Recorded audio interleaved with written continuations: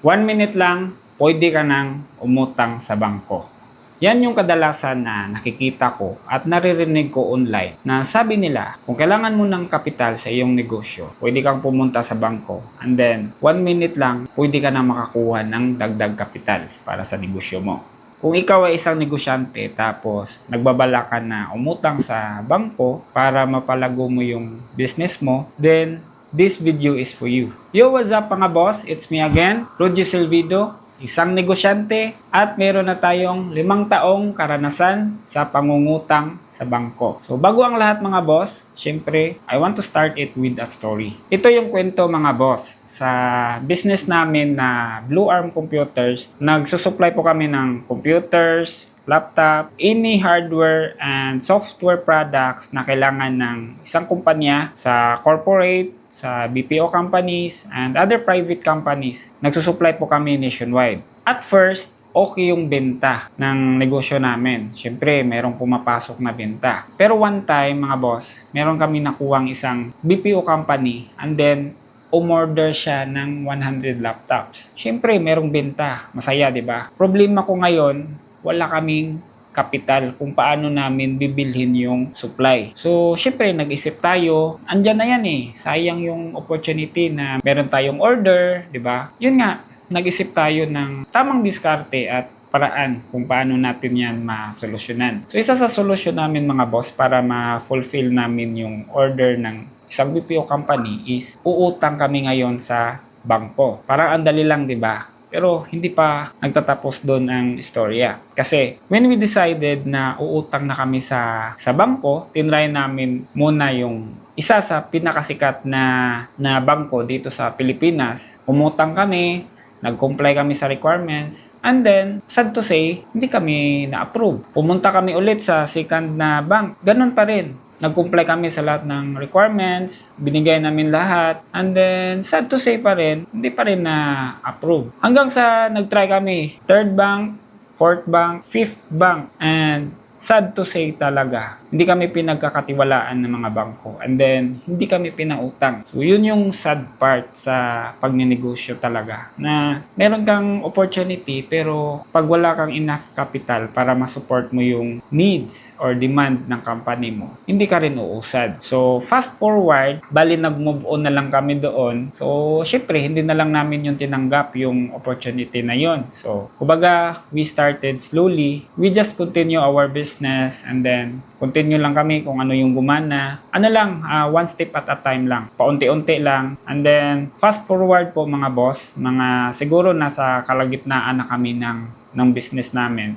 Ngayon kasi 5 years na kami sa business namin. So siguro mga 2 years, ganon. 2 to 3 years in between, kumukontak na yung mga banks sa amin. Kasi nakikita na nila na syempre, meron na tayong branches doon. Meron na tayong 2 branch. And then, nakikita na nila na medyo nag-stabilize na yung business natin. So, sila na mismo yung lumalapit sa amin para magpa-loan, para magpa-utang. Pero sad to say, during those time kasi, hindi na namin yun, hindi na namin kailangan. So, yun, parang hindi rin namin na nagamit. Ito yung lesson na na-learn ko talaga sa experience ko na yun, mga boss, na kapag yung ikaw, na may-ari or yung business mo, wala ka pang pangalan, wala kang kredibilidad, wala ka pang napatunayan, wala talagang bangko na magtitiwala sa'yo. So, isa lang yung napansin ko sa kanila na the moment na kumikita na yung business mo, of course, sila na yung lumalapit sa'yo. And then, yan nga, sad to say na ganun talaga tumatakbo yung financial institution natin dito sa Pilipinas na syempre, ganun din sa kanila. They only trust those people na nagiging okay yung business nila. So, kumbaga, nasa safety net lang din nila na ito, pwede na itong pautangin dahil nakikita na nila na medyo maganda na yung cash flow natin. So, kailangan mo talagang trabahuin yung reputation mo, pangalan mo, at saka credibility.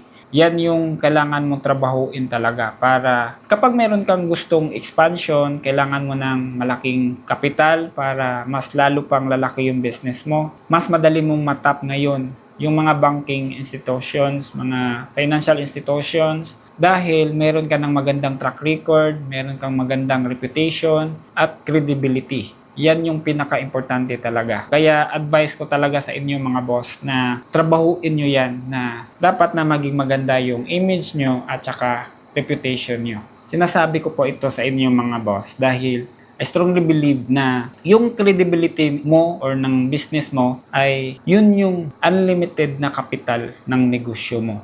Huwag mo yang hayaan na mawala sa'yo. Kailangan mo yang protektahan dahil yan mismo ang magdadala sa'yo sa next level ng business mo. Ang kalaban kasi natin dito mga boss ay yung masira yung pangalan mo. Siyempre kapag dumating na yung oras na kakailanganin mo na yung tulong ng mga financial institutions, hindi ka na makalapit sa kanila dahil sobrang sira na yung pangalan mo, di ba? Kaya payo ko talaga sa'yo ngayon mga boss na trabahuin mo yan, yung pangalan mo. Kung meron kang inutangan, bayaran mo, magbayad ka on time. Kung ano yung pinangako mo, ibigay mo. Dahil kapag maganda yung credibility mo, syempre open din yung mga opportunity. Sa negosyo mga boss, credibility mo talaga ang tunay na puhunan mo. Kaya ingatan mo.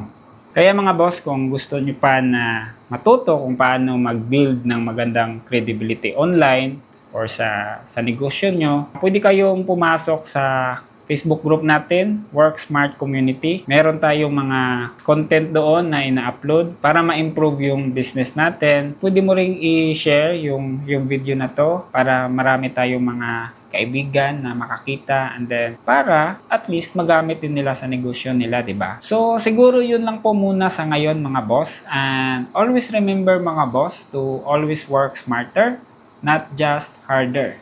Takits mga boss! Bye-bye!